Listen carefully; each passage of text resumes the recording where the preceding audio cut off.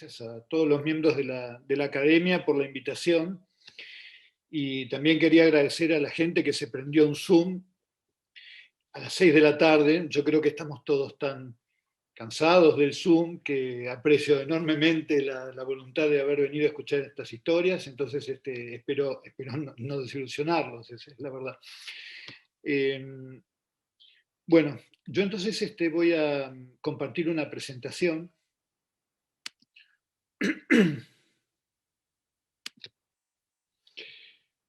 Y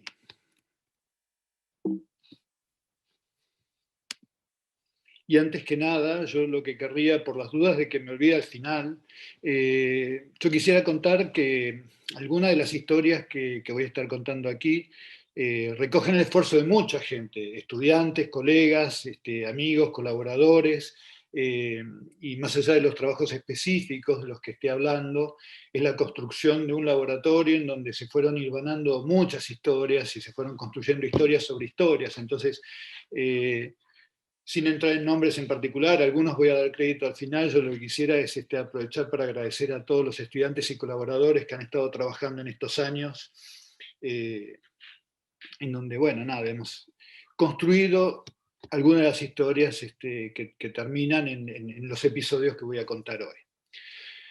Entonces, tal vez lo primero que querría aclarar es que, bueno, es una charla digamos, dada por mí, que soy un físico y trabaja en temas de física, pero con una alta colaboración con biólogos.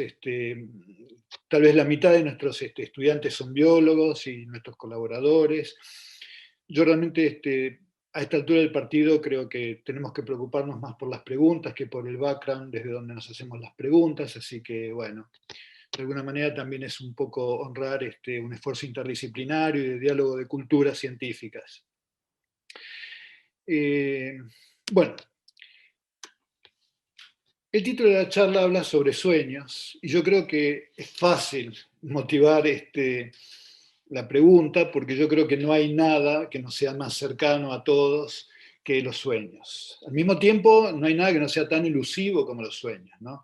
Yo creo que todos tenemos experiencias diarias, sufrimos por los sueños, nos angustiamos cuando tenemos sueños feos, nos alegramos cuando tenemos sueños lindos, nos amargamos cuando nos olvidamos a la media hora de haber soñado con qué soñamos. Yo creo que la humanidad ha estado lidiando con el tema de los sueños desde siempre y desde distintas aproximaciones.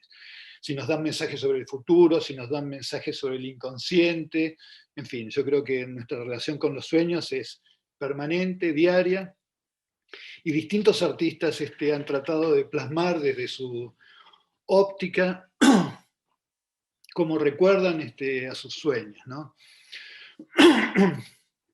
El primer dibujo que les mostraba es un dibujo que yo quiero mucho, en particular porque Marc Chagall, sé que vivía en Vitebsk antes de emigrar a Francia, en la misma época en que mi abuelo andaba por Vitebsk.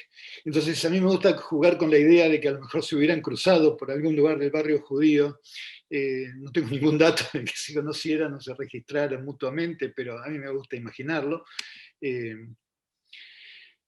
Pero bueno, yo les voy a compartir un sueño que tengo, que más que sueño es un anhelo, que estoy aprovechando que es la misma palabra, pero es un anhelo.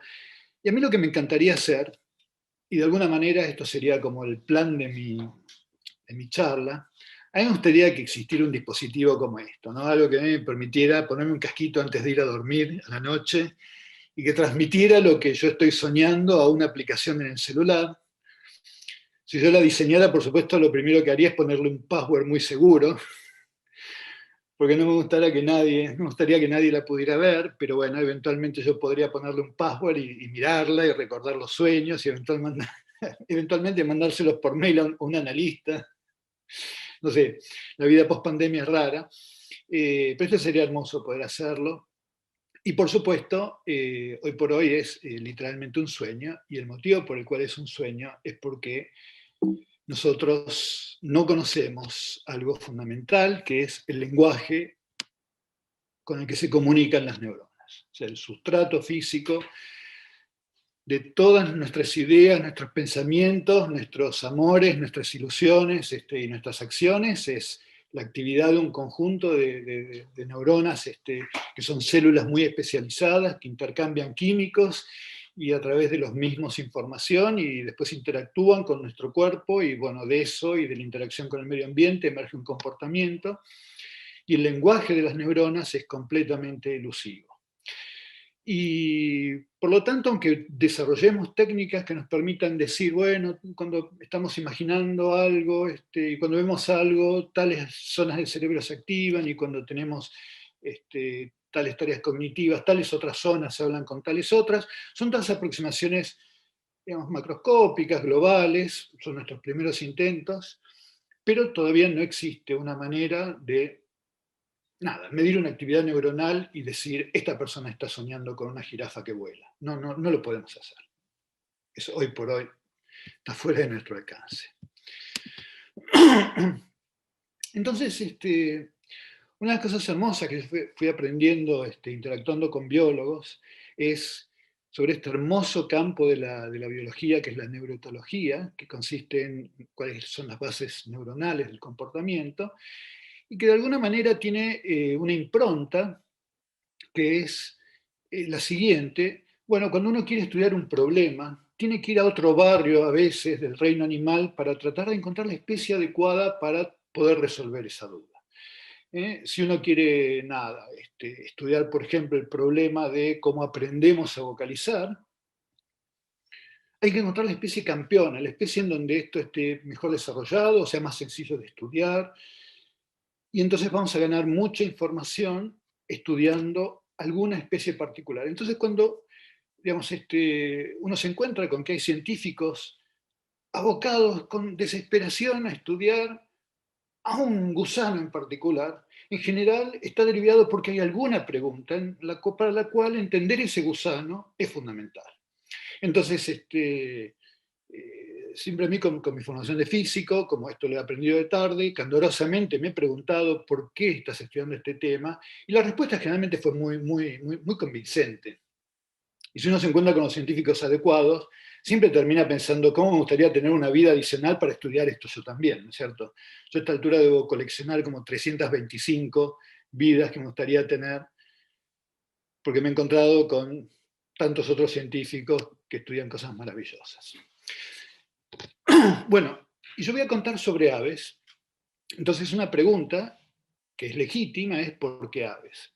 Y yo acá quisiera recordar que cuando por primera vez me enteré de que había científicos, neurocientistas que trabajaban en el canto de las aves, yo, digamos, nada, respondí con una sonrisa, muy candorosamente, ¿no? Pensé, gente tan conocida, estudiando el canto de pajaritos, bueno, es lo mismo que me dicen ahora, pero enseguida me contestaron que, bueno, claramente, lo que ahora también es parte de mi mantra, hay una razón por la cual sea un tema tan establecido en la neurociencia, el canto de las aves, y la razón es que hay algo que nosotros consideramos muy humano, que es que nosotros necesitamos un tutor para aprender a vocalizar. Nosotros no nacemos con vocalizaciones innatas, necesitamos escuchar a mamá, papá, un tío, otro adulto, para poder lograr vocalizar correctamente. Es una propiedad que no compartimos con tantos otros miembros del reino animal. Y bueno, de hecho, no lo compartimos con los monos, con especies que son muy cercanas a nosotros. Y allá lejos, filogenéticamente, tenemos a un grupo de aves, más o menos la mitad de las aves conocidas, en realidad más o menos 4.000 de las 10.000 conocidas, que son las aves ocinas, que comparten con el humano el hecho de que necesitan aprender a vocalizar mediante la interacción con un adulto. Es decir, uno toma un canario, o como el de la pantalla, un diamante mandarino, un manono, un jilguero, un cabecita negra, y lo aísla, y no va a cantar con las vocalizaciones típicas de la especie. Mientras que si uno toma una paloma y la ensordece al nacer, va a cantar como una paloma. Es decir, hay especies que tienen grabados genéticamente cómo van a cantar y especies que no, que tienen la habilidad de reconfigurar su cerebro durante el proceso de aprendizaje. Y ese tema es muy interesante para nosotros que compartimos eso.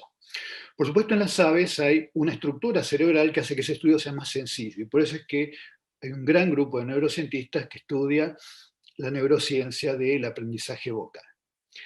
¿Y por qué para sueños? También es un tema interesante, bueno, porque como el aprendizaje está asociado, bueno, siempre se ha sospechado que como parte del aprendizaje está todo aquello que ocurre durante la noche, en estas especies se ha monitoreado el cerebro de las aves no solamente mientras cantan y mientras aprenden, sino también qué es lo que pasa en el cerebro de un ave mientras duerme. Entonces es un modelo muy especial para estudiar qué es lo que ocurre durante la noche, qué es lo que ocurre durante la noche con una actividad motora muy importante, que es el canto, muy, muy significativo, muy fácil de registrar, muy estereotipada. Cuando un diamante mandarín ve a la novia, inmediatamente se le pone a cantar. Es un comportamiento muy fácil de elicitar en el laboratorio. Puede estar pasando cualquier cosa, pero uno lleva la jaulita con la hembra y él la mira así fijamente y le empieza a cantar su canto que tan trabajosamente aprendió durante una etapa de su vida. Y entonces es interesante saber, bueno, qué pasa con las zonas del cerebro que durante el día están dedicadas al canto durante la noche. Y qué rol pueden tener durante el proceso del aprendizaje. Ahora, más allá del problema de los sueños, déjeme hacer una pequeña pausa para plantearnos qué pasa en un cerebro en general, o sea, qué hay en un cerebro. ¿Qué pasa cuando pasan cosas? ¿Qué pasa cuando se siente, cuando se piensa, cuando se hace algo? Entonces, yo los invito a que durante unos segundos abramos una ventana al cerebro de un animal que está realizando una tarea. Y lo que voy a abrir es una ventana de 1 milímetro cuadrado en un ave que canta. Entonces, vamos a ver qué hay adentro, vamos a ver qué es lo que pasa, vamos a ver cómo está traducido en un cerebro un canto, el hecho de cantar, todo lo que está involucrado en el cantar, mover los músculos adecuados, la respiración adecuada, ¿qué pasa en un cerebro mientras eso ocurre? Entonces, si uno abre la más pequeña de las ventanas posibles, 1 milímetro cuadrado, y pone la más pequeña de las lentes posibles, y la técnica óptica adecuada, uno lo que puede ver mientras el ave está en la jaula, saltando y cantando, es esto.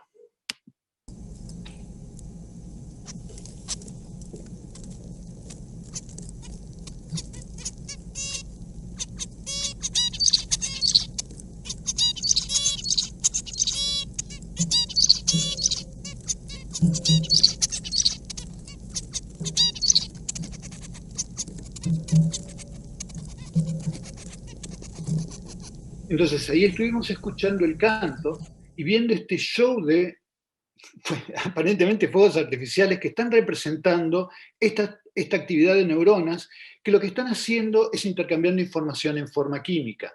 Estos destellos de luz son huellas del calcio que se está liberando y que es una de las monedas de intercambio entre estas células altamente especializadas, que durante la ejecución de una acción, durante digamos, la percepción de alguna señal sensorial, cambian información y todo ese patrón de actividad, toda esa información codificada como un intercambio, como este gran comercio de químicos entre las neuronas, es el sustrato material de pensamientos, sentimientos y acciones. Entonces, claro, tenemos un problema enorme porque es muy difícil codificar, descubrir el código en el cual en las neuronas se representa una actividad, ya sea motora, sensorial, etc. Y de algún modo a mí siempre me evoca que es uno de mis objetos favoritos. Este objeto que estoy mostrando aquí es la piedra Rosetta.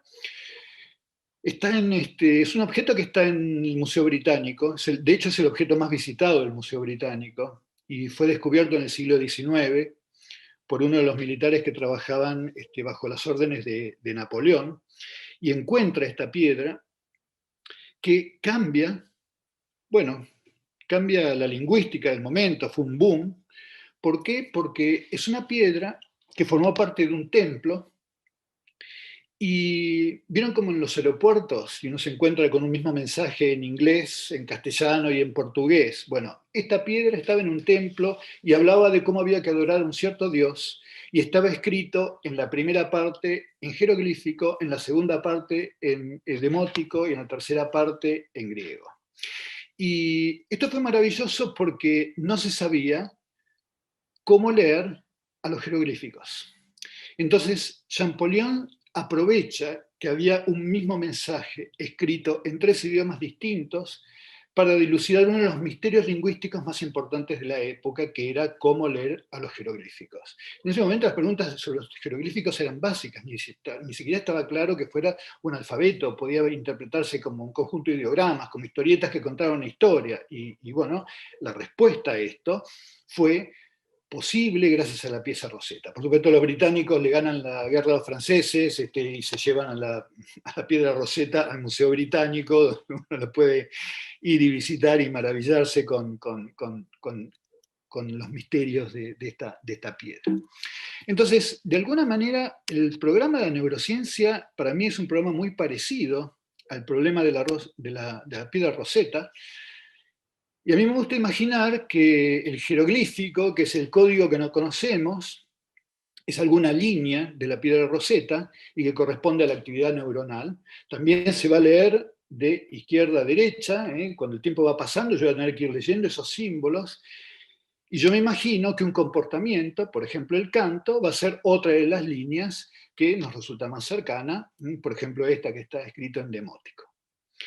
Pero uno de los problemas grandes que tenemos es que en realidad nosotros no tenemos una línea completa del jeroglífico. Si ustedes piensan en la película que nosotros tenemos, la película que yo les mostré, es la película que yo puedo grabar cuando en mi lente, que está reemplazando un pedacito de cráneo, veo un número muy pequeñito de neuronas, que son las que están muy cerca del cráneo y en la zona donde yo puedo hacer foco con esta técnica óptica, y por lo tanto es como si de la línea del jeroglífico yo ni siquiera tuviera la línea completa, tuviera una serie de píxeles que alternan entre grises y oscuros, y con eso me tengo que arreglar. Yo tengo una línea de píxeles de la línea del jeroglífico y tengo la línea del demótico y tengo que, a lo largo de un montón de experimentos de gente, de animales que cantan cosas distintas, tratar de descubrir un código. La verdad que es una tarea tremenda y es el motivo por los cuales hay tantos científicos trabajando en neurociencia y la sociedad... el SFN de neurocientistas, una conferencia que lleva 30.000, 40.000 personas por año en sus reuniones, y todos trabajando en el mismo tema y desde hace décadas, y todos, por supuesto, haciendo avances parciales, pero con un problema que es tan abierto como hace unos años. Entonces, las pocas neuronas que yo les mostré en la película vendrían a ser estos pocos píxeles que tengo en esta línea, y el canto sería, bueno, alguna de las líneas en un idioma que me es más transparente. Dicho sea de paso, si uno de los comportamientos va a ser el canto, ¿cómo dibujo un canto? Bueno, la manera en la que yo en esta charla voy a dibujar el canto es muy parecido a cómo dibujamos a la música. Cuando nosotros escribimos música, tomamos el pentagrama, que nos permite ubicar notas de distinta altura, los sonidos graves van abajo, los sonidos agudos van arriba, el tiempo va de izquierda a derecha, y esto es como una receta de cocina. Si vos querés escuchar una canción, tenés que poner tal combinación de notas primero, tal combinación de notas después, y así sucesivamente. Y un sonograma es la versión continua de lo mismo. Yo tengo el tiempo yendo de izquierda a derecha, tengo sonidos graves abajo, sonidos agudos arriba, y cada vez que tenga manchas tendré sonidos, y si tengo muy poquitas manchas tendré sonidos con componentes muy puras y tendré sonidos muy puros, y si yo tengo un montón de barritas querrá decir que los sonidos tienen un montón de componentes y serán sonidos más complejos, más ásperos y demás. Así que cuando en el resto de la charla yo les muestre un canto, les voy a estar mostrando algo de este estilo, como lo que estoy mostrando abajo, que es una representación gráfica del canto. Imagínense que fuera un pentagrama que describe la canción. Entonces, vamos a meternos un poquito más al problema del cerebro y lo que ocurre durante la noche. Entonces, ahora sí nos metemos en el problema de la noche, en el problema de qué es lo que ocurre cuando un ave está dormida, si queremos inspeccionar la actividad de su cerebro. Entonces, acá lo que les estoy mostrando en la figura es en rojo y negro una de estas representaciones del canto. Es un ave que está cantando algo, y abajo les estoy mostrando dos señales. Y estas dos señales son representaciones eléctricas de actividades neuronales. En vez de mostrarles una imagen de una neurona que se prende y se pone brillante y se apaga, lo que les estoy mostrando es una variable que fluctúa, como cuando uno se va a hacer un electrocardiograma al médico. Entonces uno mira la actividad eléctrica cerca de una de estas neuronas y obtiene una señal como la que les estoy mostrando acá. Entonces, cada vez que ustedes vean estos grandes picos, pueden pensar que es una de estas neuronas que se ha puesto brillante en la película que mostré al principio. Y les estoy mostrando dos dibujos porque arriba les estoy mostrando la actividad de una neurona mientras un pajarito está cantando, y abajo un resultado que para mí fue hermosísimo. Es un resultado de un amigo mío, Dan Margolias, que lo publicó hace 20 años en Science. ¿Qué es lo que ocurre en un cerebro en la zona que estaba activa durante el día cuando se cantaba, de noche? Y lo que encuentra es que de tanto en tanto en estas neuronas aparece actividad neuronal. Y aparece actividad que es muy similar a la actividad que durante el día se empleó para generar el canto. Entonces, acá este trabajo tuvo un impacto enorme en los medios populares de la época. Salió en el New York Times, salió en el Figaro, salió en un montón de lugares porque, claro, estos pájaros que aprenden de noche practican. Entonces tenía razón tu abuela cuando te decía, antes de un examen tenés que dormir bien porque es importante que descanses, porque de noche reafirmás tus conocimientos. Entonces estos resultados se tomaron un poco como una justificación desde la neurociencia de estos viejos mitos familiares. Así que de tanto en tanto estas neuronas disparan, y disparan de una manera muy similar a cómo disparan durante el día cuando el ave canta. Ahora, dicho sea de paso, recuerden, ¿no? Estas líneas que están acá vienen a ser el equivalente del fragmento del jeroglífico. Cada pico es encender una luz de la película, ¿no? Ahora, el problema está en que no solamente se ve, cuando yo miro el cerebro de noche, un conjunto de patrones de actividad muy parecidas a las que veo durante el día. También se ven otras cosas. Y cuando veo otras cosas, es muy difícil de interpretarlo porque, de vuelta, no tengo el código que me dice, cuando vos tenés tal patrón de actividad, eso se corresponde a tal actividad en el canto. Entonces, por más de que fuimos y nos tomamos este gran viaje a una especie tan lejana como el de las aves, estoy un poco como al principio de mi charla, cuando dije que el problema de la aplicación y el casquito es que no tenía el código neuronal, y con las aves, pese a que son tanto más sencillas, tampoco lo tenemos. ¿Okay? El problema desde el punto de vista de la ausencia de un código que nos permita asociar canto a lo que hacen las neuronas, es un problema que, por más que vayamos a una especie como las aves, también nos resulta elusivo. Así que ustedes se podrán preguntar por qué nos tomamos este viaje de irnos hasta las aves si tenemos el mismo problema que teníamos con los humanos. Así que les voy a pedir unos minutos de paciencia, porque hay un motivo. Vamos a ver entonces cómo contribuye la ciencia física en este misterio, ¿no? En dilucidar este problema.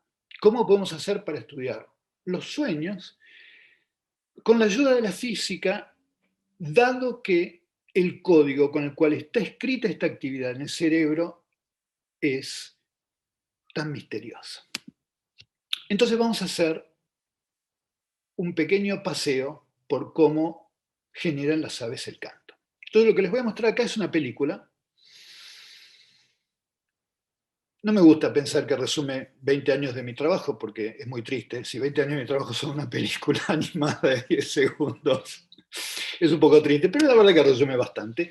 Entonces, lo que vamos a ver acá es una animación en donde vemos un aparato vocal aviar, y el aparato vocal aviar se llama siringe. Acá está la siringe.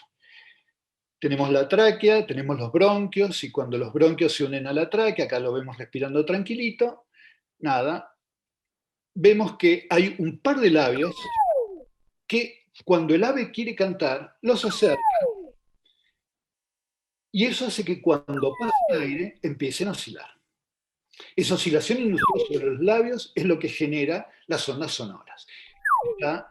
Son sonidos muy graves porque, bueno, yo quiero que se vean las ondas sonoras. Es más o menos lo mismo que cuando uno junta los labios, Y larga aire, que es un ejercicio típico cuando uno quiere tocar un instrumento de bronce. Es exactamente lo mismo. Uno junta los labios, manda aire y induce oscilaciones. Por supuesto, como yo mido 1,80 m y peso 100 kilos, esto es una oscilación del orden de los 200 Hz, pero si yo escalo esto a 18 centímetros, esto se transforma en 2 kHz y suena como un silbido. Entonces, el ave está haciendo algo más parecido a ser que un silbido, pero es muy chiquita y por lo tanto el sonido es muy agudo. Muy bien. Entonces, ¿cómo controla el ave este aparato vocal? Bueno, lo primero que tiene que hacer es juntar mucho aire y largarlo, largar este chorro de aire para que cuando cierre estos labios que tiene en la juntura entre los bronquios y la tráquea empiecen a oscilar. Y después lo que hace es modificar la estructura de la siringe a través de la activación de ciertos músculos que la deforman y al deformarla estiran estos labios que entonces van a oscilar más rápido, etc. Entonces hay músculos respiratorios que controla para alargar el aire y actividad muscular. Y parte de las cosas que nosotros hacemos en el laboratorio es medir todo eso. Entonces acá tenemos la presión de los sacos aéreos. Los sacos aéreos son como unos fuelles con los cuales mandan aire que circula por estos pulmones que son más bien rígidos.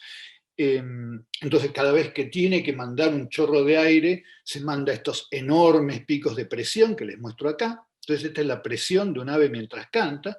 Y después tiene la actividad muscular, esto es como si fuera es un electromiograma, ¿no? Es la actividad eléctrica que refleja la actividad muscular de distintos músculos de la siringe. Entonces, uno puede medir, mientras el ave canta, la presión de los sacos aéreos y la actividad muscular de distintos músculos simultáneamente con el canto. Entonces, esta es la manera en la que el ave controla los parámetros que afectan este aparato vocal que les estuve mostrando. Son todas cosas que pasan por acá, músculos respiratorios, músculos siringios, y el resultado de manipular estos parámetros es que generan cantos tan complejos como los que uno está acostumbrado a escuchar. Muy bien, ¿qué pasa durante la noche? Y acá viene la cosa interesante. Durante la noche, la actividad respiratoria es completamente distinta. O sea, durante el día, cuando canta, tiene estos enormes picos de presión. Después tendrá fluctuaciones muy pequeñas porque el ave cuando no está cantando está respirando en forma tranquila. Entonces, durante el día alterna, bueno, fluctuaciones pequeñas donde respira y enormes picos cuando se dispone a cantar. Durante la noche, la cosa es completamente distinta, porque el ave está callada.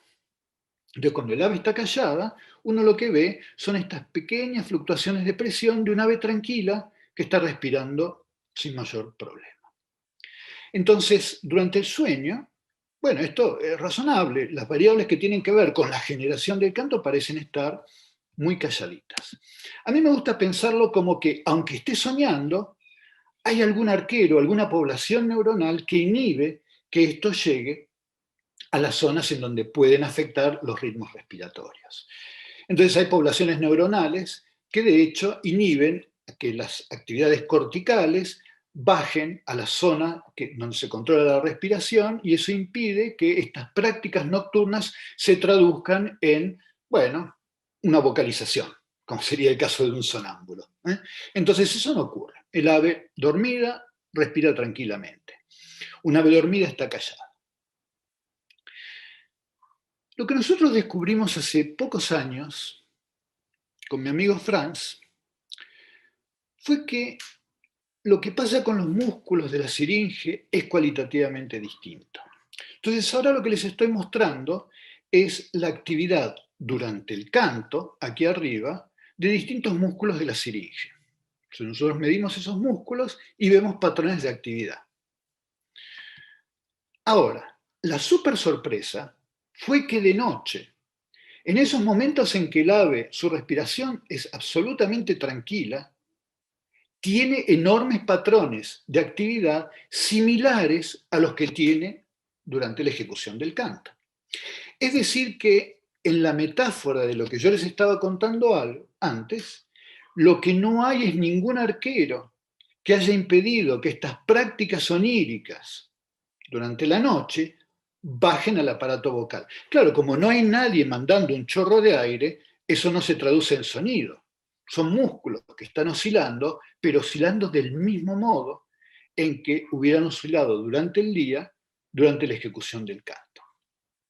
Y lo maravilloso de eso es que entonces ahora podemos leer la actividad nocturna de los músculos. Claro, teníamos actividad de las neuronas, pero la actividad de las neuronas estaba escrito en un código que no conocemos. La actividad de los músculos, sin embargo, es otra historia. Porque nosotros llevamos 20 años trabajando en la física de la producción vocal. Es decir, nosotros hemos estudiado a lo largo de años cuáles son los mecanismos físicos que están involucrados en la generación del canto. Entonces, si nosotros tenemos parámetros de actividad muscular, sabemos que si los mismos estaban involucrados en la generación de este canto, y ahora les voy a pedir un poco de paciencia, porque este canto es un canto que dura muy poquito, lo voy a pasar de vuelta.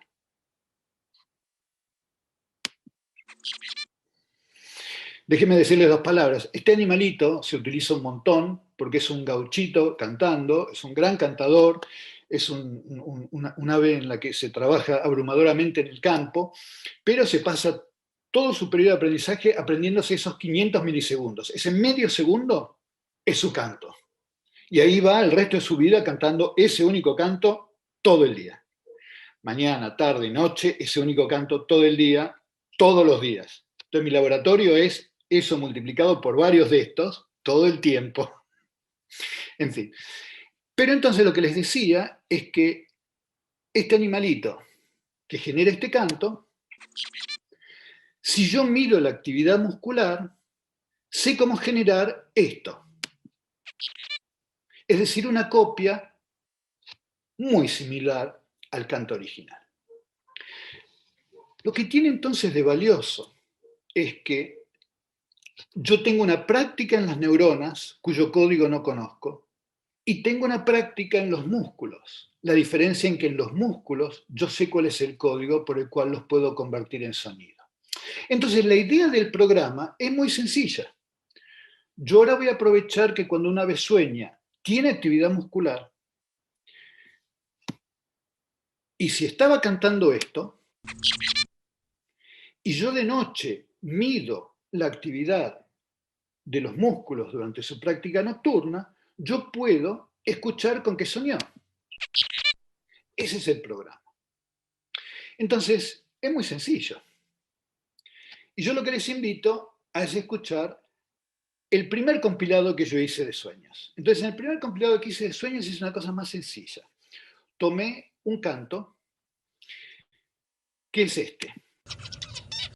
Esta ave canta esto.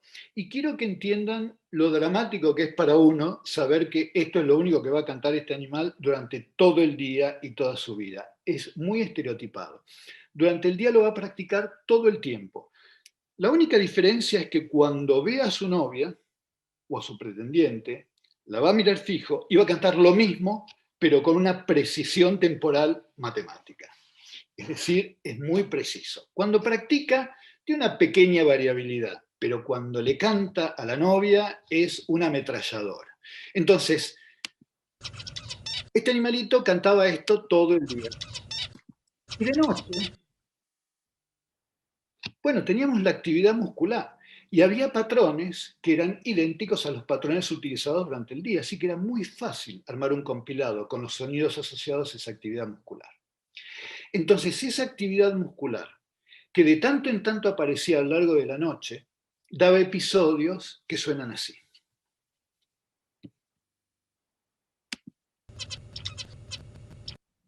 Entonces, este pequeño sonido, este pequeño canto, es la representación acústica de lo que el animal estaba practicando. Fue muy hermoso estudiar la estadística de esto porque uno se preguntó realmente si había prácticas durante la noche y empezaron a aparecer un montón de historias. Estos animales practican varias veces durante la noche, una vez por hora se ponen a practicar.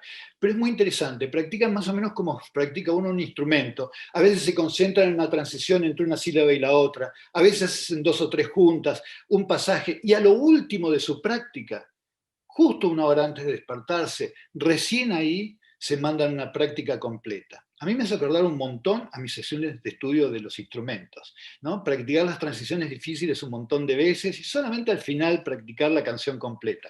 Estos estudian muy parecido. Bueno, estudian, ahí estoy utilizando una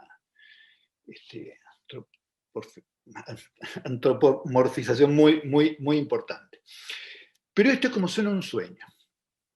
Entonces, lo que tenemos acá es el sueño de un ave, es la actividad que se genera cuando el ave está dormida, no está generando sonidos, interpretada a nivel de sus músculos y generado un sonido. Lo que vemos es que es muy loco, es muy variado, aun cuando el canto sea muy estereotipado, muy estereotipado. Entonces, si yo tuviera que resumir un poco lo que nos hemos encontrado, de alguna manera, en la imagen de la piedra Rosetta, yo lo que diría es que si el mensaje que está en la piedra es nuestro sueño, nosotros lo que tenemos es que el código neuronal es incompleto, primero porque estamos viendo un fragmento muy pequeño de una línea y segundo porque hay un montón que falta. El sueño está ausente, durante el sueño el canto está ausente, no lo tenemos. Y de lo que se trata nuestro trabajo, el que les estoy contando ahora, ha sido de los esfuerzos de la física como para poder leer la tercera línea de la piedra. Entonces, la física nos ha permitido leer qué es lo que ocurre en el sueño y esa es un código que tenemos completo, tenemos las ecuaciones para escucharlo y tenemos la máquina de escuchar sueños. O sea, literalmente es así. Entonces, bueno, además de haber aprendido durante este año, durante estos años a leer esto, bueno, hoy al menos los hemos escuchado y los hemos compartido. Entonces, déjenme dar un poco de crédito a distintas personas que participaron de distintas etapas del trabajo. En el armado del laboratorio, en todos los procesos de medición, yo no podría medir nada en el laboratorio sin la verdadera experimental, que es Ana Amador. Mi amigo Franz Goller es un amigo con el cual hemos trabajado estas aventuras aviares y sobre la física de la producción vocal desde hace años. Hay una línea de trabajo que no estuve contando hoy, pero que es muy interesante sobre la posibilidad de inducir sueños. Una vez que nosotros tenemos la posibilidad de sintetizar sueños, los inducimos. Y nos gusta inducir sueños y nos gusta pensar qué es lo que ocurre cuando uno obliga a soñar estereotipadamente, ya que es tan lindo soñar cosas locas, y si tuviéramos que soñar de forma estereotipada y ver qué es lo que ocurre. Bueno, la inducción de sueños es una línea que hemos desarrollado con Alan, es muy divertida, y algún día también tal vez se las cuente. Y hay otro trabajo en donde intervino Juan. Yo iba a hablar del trabajo de Juan hoy, pero Juan es un muy buen estudiante de doctorado que se está por doctorar y realmente es el dueño de estas historias. Pero déjenme contarles un poquito, así si tienen la oportunidad de escuchar la tesis de Juan, la escuchan.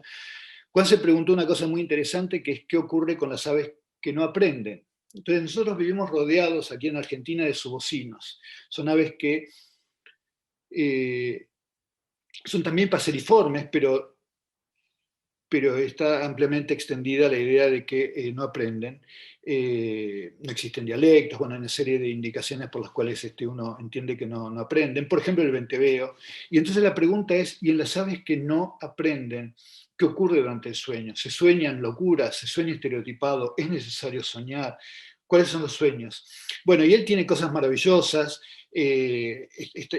Los subocinos, al menos los venteveos, son muy agresivos y tienen vocalizaciones que están asociadas a las batallas, y él ha logrado sintetizar no solamente sueños, sino pesadillas. Así que bueno, Juan, le agradezco un montón el trabajo de estos años, y si tienen la oportunidad de ir a su tesis, escucharán no solamente sueños, sino también pesadillas de aves. Gonzalo Uribarri también ha participado en distintas etapas de esto y tiene una serie de historias muy hermosas sobre tratar de dilucidar qué es sexy en un canto, y bueno, también es una historia muy linda.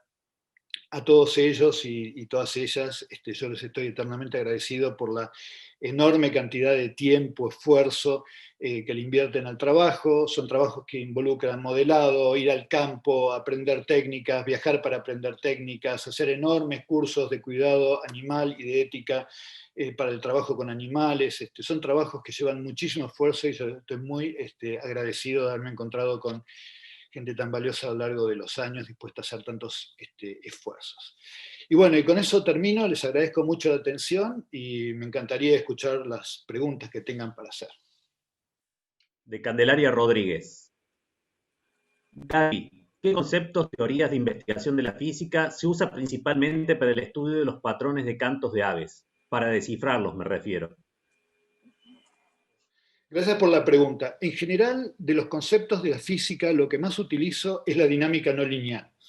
Y la dinámica no lineal la utilizo de una manera dual, en parte para tratar de hacer modelos sobre cómo puede operar distintas etapas de las redes neuronales que generan estas instrucciones, que es una parte del trabajo muy interesante que tiene que ver con la neurociencia computacional, pero después para la física de la producción vocal, por el hecho de que, y acá me voy a poner un poquito técnico, cuando uno entiende cuáles son las bifurcaciones o los mecanismos dinámicos que están en juego, eso permite dilucidar de una manera muy sencilla cuáles son los parámetros físicos que controlan el canto. Voy a tratar de ser un poco más preciso. Una simulación tan linda, o sea, que suene tan parecida entre digamos, el canto artificial y el canto sintético, no la podría obtener poniendo elementos físicos uno a uno o haciendo las cosas detalladamente, sino contara con el apoyo de la dinámica no lineal, que me dice que muchas de las propiedades acústicas de un canto están determinados por cuáles son los mecanismos dinámicos que intervinieron, con qué bifurcación nacieron las oscilaciones y demás. Entonces, si yo quiero inducir canto realista, tan realista como para poder convencer a un pájaro que está escuchando su propio canto, tengo que hacer un modelado muy bueno. Y sin dinámica no lineal, que permite generar esas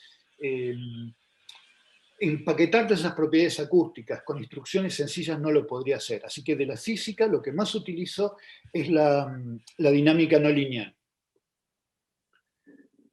Y tratar de entender los mecanismos de dinámica en estos fenómenos es lo que en particular a mí más tiempo me lleva y más me divierte. Tengo otra pregunta de Fabricio Ávila. Me quedó la duda. ¿Qué pasa con las aves que no aprenden a cantar? Bueno, entonces, en las aves que no aprenden a cantar, nosotros nos hemos encontrado con que las prácticas nocturnas también vienen bastante estereotipadas, es decir, hay una diversidad. Tenemos, digamos, tenemos datos respecto de una especie solamente, pero nos da la sensación de que hay menos variabilidad de la que nos encontramos en las especies que aprenden. Carla dice, me perdí una partecita de la charla, así que disculpa si esto se mencionó, pero intentaron o se podría intentar en estas aves manipular la actividad neuronal durante la noche y ver si eso impide o afecta el aprendizaje. Bueno, eso nosotros no lo hemos hecho. Lo que sí hemos hecho es, nosotros sabemos que hay ciertos cantos sintéticos con los cuales podemos inducir actividad. Y hay ciertos cantos sintéticos manipulados de cierta manera con los cuales inducimos actividad parcial. Entonces, nosotros lo que podemos hacer es inducirla no interviniendo neuronalmente, pero sí acústicamente. Es decir, nosotros sabemos que cuando pasamos ciertos estímulos acústicos, generamos ciertos patrones de actividad que espontáneamente no se generarían. O sea que nuestra manera de manipular la actividad eléctrica es indirecta, es a través de estímulos acústicos. Y en ese caso sí, la pregunta es en qué medida afecta esa intervención acústica al proceso de aprendizaje. Son experimentos largos y yo por ahora no te puedo dar efectos, digamos, conclusivos, porque las hipótesis más obvias no las hemos podido, cuando las pusimos a prueba no las pudimos validar, pero sí lo hemos intentado a través de eso, ¿no? De generación de estímulos acústicos que sabemos inducen actividades neuronales específicas. Es una hermosa pregunta, es un gran proyecto, es un proyecto de por lo menos un doctorado, esa pregunta. Tengo una pregunta de Blanca Estela Vivas. Según Eduardo Galeano, en sus escritos se preguntaba, Cuando un pájaro enjaulado canta, ¿realmente canta o llora? Por ejemplo, los canarios en jaulas. Claro. Bueno, nosotros trabajamos con las especies, son especies que no viven en forma salvaje, son especies de laboratorio, y bueno, entiendo el sentido de la pregunta. Supuestamente cantan, pero entiendo el sentido de la pregunta. En YouTube, Rodrigo Alejandro Iglesias pregunta, ¿qué usos tendría el canto sintético, más allá de interpretar actividad durante el sueño? Claro. Bueno, nosotros una de las preguntas que tenemos es, mira, una de las preguntas a mí como físico que más me interesó cuando me aproximé al tema de la biología es el siguiente. Cuando yo empecé a hablar con los biólogos, bueno, que empecé a hablar seriamente con los biólogos, ¿no? Hoy en día ya ni siquiera me animaría a decir hablo con un biólogo. Hay gente que me considera que trabajo en biología, ¿no? La mitad de mis subsidios son en biología, he trabajado con subsidios del NIH años, no sé. La mitad de mis conferencias son en biología, no sé. Pero cuando empecé a conversar con los biólogos, una de las cosas que a mí me irritaban de la cultura biológica era esta idea de que como todo lo vamos a enmarcar en una historia evolutiva, todo puede ser igualmente importante, y uno como físico tiene muy incorporada la idea de que existe una jerarquía de importancia de cosas que va a ir desglosando a lo largo de su carrera. Voy a poner un ejemplo. Si yo quiero estudiar el problema de la convección en la Tierra, bueno, voy a hacer un experimento primero en una cajita y voy a suponer que tengo esta situación. Y después me doy cuenta que esto no reproduce mi problema y entonces le voy a sacar la tapa de arriba y así sencillamente yo sé que cuando no estoy obteniendo lo que estoy imaginando es porque mis condiciones no son las ideales y sé que progresivamente puedo ir acercándome al fenómeno que realmente quiero estudiar. O sea, empiezo con una reducción absoluta y luego voy relajando esas hipótesis. En la biología la respuesta siempre era, ¿cómo no pusiste este pendorcho cuando evolutivamente si está es por algo? Y bueno, a mí eso me sacaba la cabeza porque yo nunca iba a poder avanzar a entender la existencia de fenómenos de distinto orden de importancia si a mí me negaban culturalmente la posibilidad de hacer una aproximación progresiva. Entonces, la manera en la que yo, digamos, me amigué con esto es respetando las respuestas biológicas, por un lado, pero por otro lado aplicando un método que yo tengo demasiado incorporado desde el punto de vista de la física. Entonces, cuando yo utilizo un canto sintético, lo que me encanta hacer es tratar de entender cuál es la jerarquía de importancia de distintos elementos del modelado en la elicitación de una respuesta. Por ejemplo, Ana, ella mide la actividad neuronal de una ave dormida cuando uno le pasa un estímulo acústico. Y lo que uno ve es que si uno le pasa el canto propio, las neuronas son altamente selectivas. Si uno le pasa el canto de un con específico, las neuronas no responden ni a palos. Y si uno le pasa una imitación sintética, las primeras imitaciones que yo hacía no elicitaban absolutamente ninguna neurona. Ninguna respondía. Yo me mataba simulando cosas, pensaba que estaba generando una síntesis maravillosa y el pájaro no se las creía ni a palos. Finalmente fui incorporando elementos y una vez que pude lograr con canto sintético elicitar respuesta, entonces ahora yo me puedo preguntar esta pregunta que para mí es vital para mi curiosidad científica. ¿Cuál es la jerarquía de importancia de distintos elementos en la generación de ese éxito? Y si la jerarquía distinta de importancia de estos elementos es una guía sobre una dirección evolutiva. Entonces, ¿qué importa más? ¿Tal fenómeno o tal fenómeno? Entonces, sobre los que sean más importantes, yo voy a pensar que hay una presión evolutiva más significativa. En fin, bueno, hay una serie de preguntas desde el punto de vista biológico que son significativas que uno puede hacer y puede explorar si tiene un canto sintético y va modificando distintos parámetros. ¿Qué importa más? ¿El tamaño de la cavidad? ¿Importa el tamaño de la cavidad? ¿Importa esa información? ¿Es irrelevante? Bueno, entonces, tener canto sintético me permite hacer preguntas específicas sobre qué es lo significativo, ya sea para identificar un canto como un canto significativo, como un canto propio, o si se lo pasa a una hembra para ver si es sexy o no.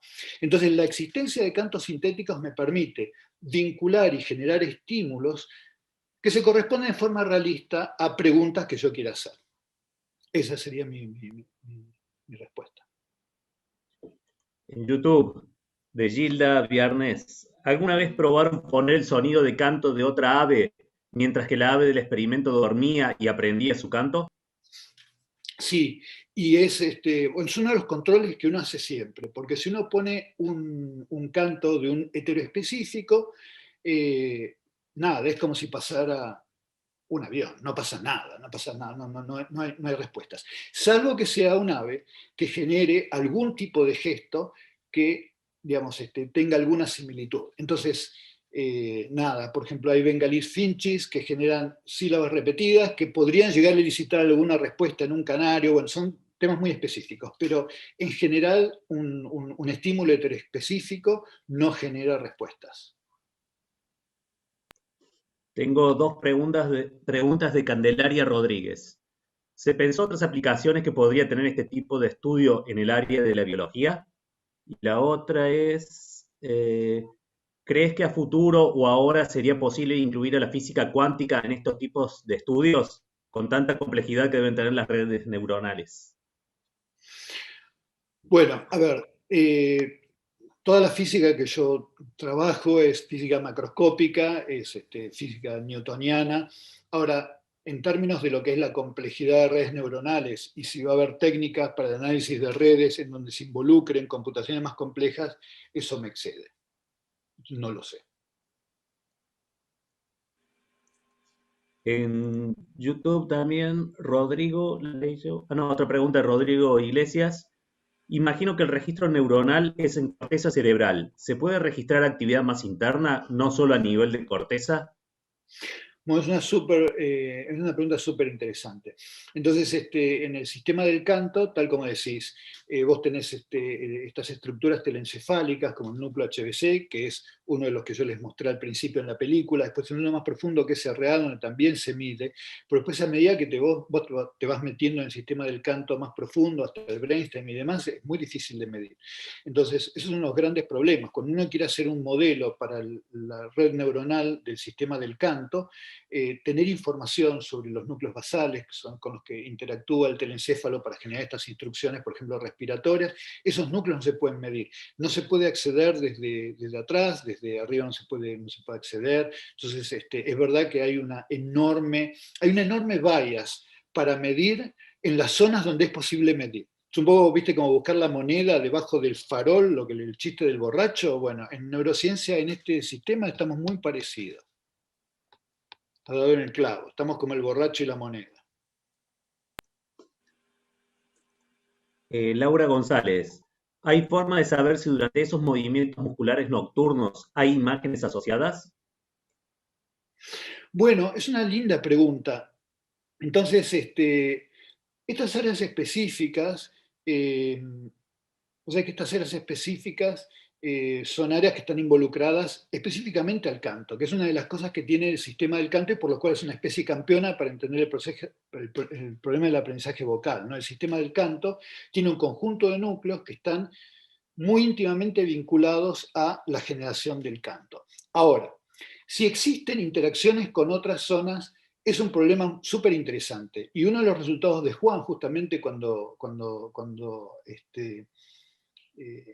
que van a ver cuando vean la tesis de Juan, es que él grabó que cuando en la actividad muscular se representa el sonido del trino, yo no sé si hay imágenes asociadas, pero se le para la cresta, del mismo modo en que se le para cuando se está peleando con quien es se está peleando cuando trina. Es decir, hay una coordinación con otras áreas del cerebro, por lo cual a mí no me sorprendería que también pudiera haber imágenes. Ahora yo no sabría cómo hacer para poner a prueba esa hipótesis. Graciela y Mario Minces, ¿qué pasa con las otras actividades que realiza, perdón, ¿qué pasa con las otras actividades que realiza un ave como el vuelo o hacer el nido? Bueno, hacer el nido es un tema. Hola Mario y hola Graciela, aprovecho para saludarlos. Hacer el nido es uno de los misterios a mí más hermosos.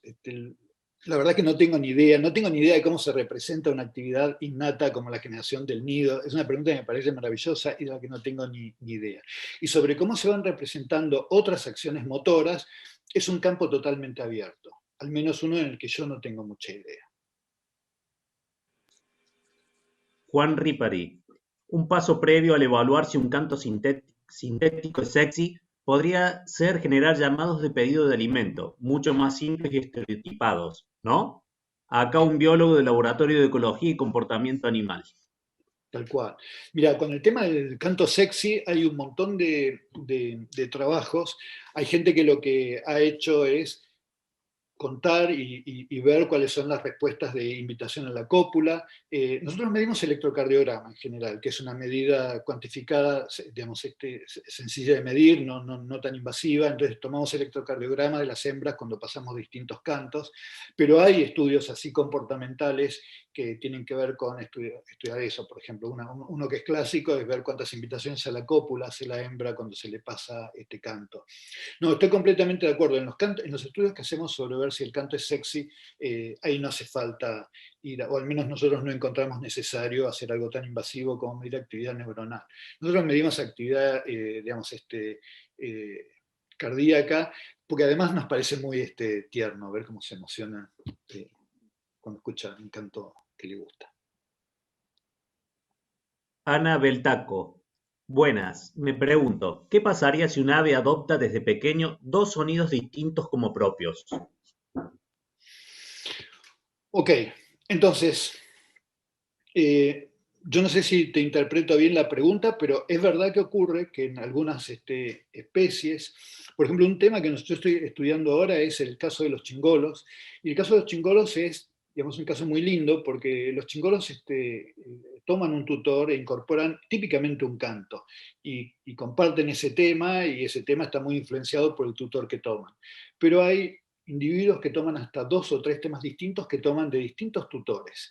Entonces ese sería un caso, pienso yo, que va en la dirección de lo que vos estás comentando. Ahora, típicamente se elige un tutor, digamos, se elige un tutor. No, a mí lo que me sorprende, justamente por todo lo que vos explicabas acerca de cómo se produce el canto del ave, cómo es que hay seres humanos que logran hacerlo prácticamente, no sé, muy parecido. Entonces, me preguntaba, ¿no? En cuanto al mecanismo, a la parte de los músculos, de la interacción incluso neuronal, si había algún estudio sobre eso, simplemente. Tal vez no lo formulé muy bien a la pregunta. No, está bien, está bien. A mí me gusta ese ejemplo porque a mí me gusta para dar, cuando yo doy física para biólogos, me gusta dar leyes de escala. Y este es un ejemplo maravilloso, porque realmente vos tenés este mecanismo de fonación. A ver, la manera en la que el humano genera un sonido voceado es a través de pasar aire entre las cuerdas vocales y generar estas oscilaciones de frecuencias bajas, típicamente, no sé, 60 Hz, y después modula con los filtros de la cavidad vocal, enfatizando distintos armónicos como para generar, en función de la distribución de lengua y mandíbula, etcétera, los filtros que determinan si sobre esa frecuencia fundamental voy a estar vocalizando una E, A, I, etcétera. En las aves, este mecanismo físicamente es muy similar, pero como ocurre en escalas mucho más pequeñas, las frecuencias fundamentales son muchísimo más altas y por lo tanto nosotros no podríamos nunca generar con la misma física un sonido similar. Por eso cuando nosotros queremos imitar algo que se genera con la física de la vibración de membranas, lo que hacemos es otra cosa que es silbar. Entonces nosotros utilizamos una física completamente distinta para generar un sonido con propiedades acústicas similares. Entonces, nada, nosotros hay algunos sonidos que podemos imitar muy bien, otros que tendríamos serias dificultades para imitarlos, y definitivamente utilizamos una física distinta para hacerlo. De Overcluster, ¿existe variación geográfica del canto en una misma especie? ¿Algo como dialectos?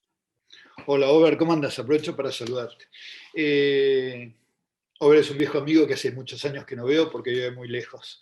Sí, una de las propiedades más interesantes del hecho de que exista aprendizaje vocal es el desarrollo de dialectos. Y de hecho, por el contrario, la ausencia de dialectos se toma generalmente como una indicación de que no existe aprendizaje vocal, ¿no? Un venteveo en Argentina y en Texas van a cantar el bicho feo muy parecido. En cambio, vos tenés un chingolo y en una distancia muy pequeña vas a tener una variación muy importante. Entonces, la existencia de estos dialectos es una asignatura o una consecuencia del aprendizaje. Y de hecho, todo este tema empezó con los trabajos así seminales bueno, Peter Marler y demás, que estudiaron el problema de los dialectos. Entonces, cuando recién se estaban desarrollando las técnicas cuantitativas de hacer dibujos para representar el canto y de alguna manera tener un registro con el cual hacer cosas cuantitativas, las observaciones eran, bueno, vamos a estudiar los dialectos de tal especie, el White-Nose Sparrow, bueno, en tan pocos kilómetros y se aparecían dialectos. Y una de las primeras historias así hermosas fue, bueno, en qué intervenía que hubiera distintos dialectos y individuos multilingüales que pudieran interactuar con especímenes de distintas zonas. Sí, dialecto y aprendizaje son fenómenos íntimamente vinculados. Y existen dialectos. Poco relacionado con esa, María Mela, ¿hay estudios sobre las aves que imitan el canto de otras, como la calandria? ¿Los aprenden o es algo espontáneo? No los aprenden, las calandrias se aprenden. Y el proceso de estos aprendizajes así, vocales complejos y de imitación es un tema súper interesante, fascinante. Yo creo que está bastante abierto y la neurociencia de eso está bastante abierta. Sí. De Kevin. La película donde se ven los destellos de las neuronas. ¿Qué instrumento se usa para verlas? ¿Cómo funciona? ¿Y ese instrumento se puede mejorar? Por ejemplo, mejorar el zoom si es una cámara X. ¿Una cámara? Tal cual. Esto es un microscopio de 2 fotones muy pequeñito montado sobre el cráneo de un animal y sí, son técnicas que se están trabajando incluso en Argentina. Hay un argentino, Pablo Hercock, que, bueno, de estudiante jovencito, Horacio es de los que trabajaban en mi laboratorio. Después se fue, trabajó con Candel, que es un premio Nobel en el área de neurociencias, y con otros grupos, y estuvo muy activo en el desarrollo de este tipo de microscopios. Otra persona que pasó por mi laboratorio, que es Tim Gardner, es quien tomó esa película en particular y es uno de los que están desarrollando estos microscopios pequeñitos. Y creo que acá en Argentina, Emilio Croft y Hernán Greco están interesados en generar este tipo de microscopios pequeñitos. Así que sí, es un área activa y muy prometedora. Muy prometedora. Alex Feinstein. Gabo, hermosa charla, gracias. Aprovecho para decir que tenemos un montón de felicitaciones en el chat, tanto aquí en el Zoom como en YouTube, ya te lo vamos a hacer llegar todos. Feinstein. Hay loros que tienen un lenguaje muy complejo y de interacción con los humanos. ¿Es un tema que también se estudia? Hola Alex, ¿cómo andás? Aprovecho también para saludarte. Es un tema que se estudia, es un tema sobre el cual yo sé súper poquito.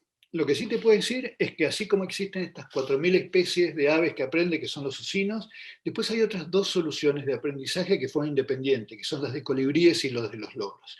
Entonces, lo que es muy impresionante es que dentro de estas 10.000 especies de aves hay un montón de especies que tienen unas divergencias enormes con las cuales han ido encontrando sus nichos acústicos y demás, ¿no? En su bocina vos tenés aves que generan una misma propiedad vocal con mecanismos dinámicos y físicos completamente distintos. En los ocinos son 4.000 especies que tienen cerebros muy parecidos, con una estructura neuronal muy parecida, una siringe muy parecida y demás. Entonces, hay mucho estudio sobre estas 4.000 especies y sobre loros hay muchos menos. Entonces, tanto la neurociencia de los loros como en general el fenómeno de la vocalización está mucho menos estudiado que el de las aves ocinas. Entonces tiene una estructura neuronal distinta de las aves ocinas y distinta de los colibríes y de la cual se conoce mucho menos. Y yo muy poquito. Entonces, ¿se le puede a su vez enseñar a cantar a un ave que no esté en presencia de sus progenitores o su tutor electrónicamente, con esto sintéticamente? Sí, ese es un trabajo, uno de los primeros trabajos que hicimos con justamente Tim Gardner, el que diseñó este este microscopio que les mostré al principio, él era un estudiante de Fernando Nottebohm y se vino a trabajar conmigo varios meses acá a Buenos Aires. Y nuestro primer experimento fue eso, generar canto sintético con el cual le enseñamos a canarios. Y fue la tesis de él. Entonces lo que hicimos fue generar un conjunto de estímulos en donde sílaba a sílaba el canto sintético era muy parecido al de un canario. Entonces generamos un canto sintético, pero tenía una diferencia con el canto verdadero. Viste que el canto de un canario tiene unas sílabas que se repiten varias veces, después hay otra sílaba que se repite varias veces, etc. ¿no? Si pensás el canario de tu abuela que repite un montón una sílaba, después otra y después otra. Bueno, acá lo que teníamos era un canto sintético en donde sílaba a sílaba era una sílaba posible, pero había una transformación sumamente plástica. Y cuando vos entrenabas a estos canarios chiquititos con estos cantos, durante todo el año, muy concienzudamente, muy aplicadamente, practicaron ese canto rarísimo. Parecía como el canto de un borracho, ¿no? Realmente era una cosa muy plástica. Pero cuando llegó la primavera, en una semana y media, yo pienso que estos se dieron cuenta, la biología les mandó un mensaje hormonal muy claro de que así no iban a conseguir novia, e inmediatamente reorganizaron su canto y empezaron a cantar con las sílabas que habían aprendido estructuras características del canario. Es decir, que la competencia entre los programas genéticos y los aprendidos es muy rica y es un campo también que yo creo que es infinito, ¿no? La manera en la que pesa lo que está programado genéticamente con lo que se aprende, en algún momento empiezan a interactuar y dan lugar a algo que es totalmente inesperado. Así que sí, puede haber tutores sintéticos y la naturaleza los esquiva. Los esquiva. Amelie, hola, pensaba si van a seguir estudiando el código neuronal, ya que encontraron el modo de escuchar los sueños a través de los músculos. Si continuarán por la línea de conectar los lenguajes. Tal cual. Bueno, ese es el programa en la que está, digamos, trabajando desde hace años mi colega en el laboratorio, que es Ana Amador, que ella está más enfocada en el problema del código neuronal. Entonces ella estudia en paralelo el canto con actividad neuronal en canarios y ella y sus estudiantes, Cecilia Gerber, Fiamma, Santi y demás, están trabajando en ese aspecto específico. Y es un tema también arduo, difícil, pero muy gratificante. Digamos, de qué manera distintas zonas del cerebro codifican el canto. No, me estaba acordando de los viejos estudios de este neurofisiólogo argentino con respecto a los núcleos del canto en las aves y que sacó la primera conclusión de que las neuronas allí se reproducían, que fue un boom en ese momento con respecto a la no reproducción de las neuronas. Pero la pregunta ahora que me aparece es, porque eso estaba relacionado al canto estacional de las aves, ¿no es cierto? Exacto. Que todas las primaveras empezaban a cantar de una cierta forma. ¿Y ahí qué pasa con la reproducción de la neurona y el nuevo aprendizaje? O sea, aprenden cada vez que cantan estacionalmente las nuevas neuronas que se sintetizaron, que se produjeron. Sí, esos son los trabajos de Fernando Nottebohm. Fernando Nottebohm es este argentino que emigró a Rockefeller. Bueno, el estudiante del que les estaba hablando, Tim Gardner, era codirigido con Fernando Nottebohm. Era un estudiante que trabajaba en Rockefeller con Nottebohm.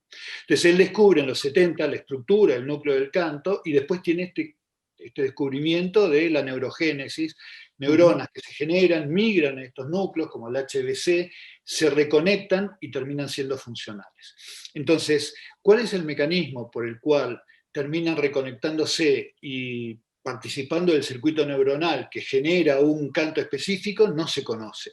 Está muy cuantificado el fenómeno de la migración de estas neuronas que se conectan, que terminan siendo funcionales. Eso está muy bien, pero cómo participan y se meten dentro de la estructura de la dinámica de HBC no se conoce.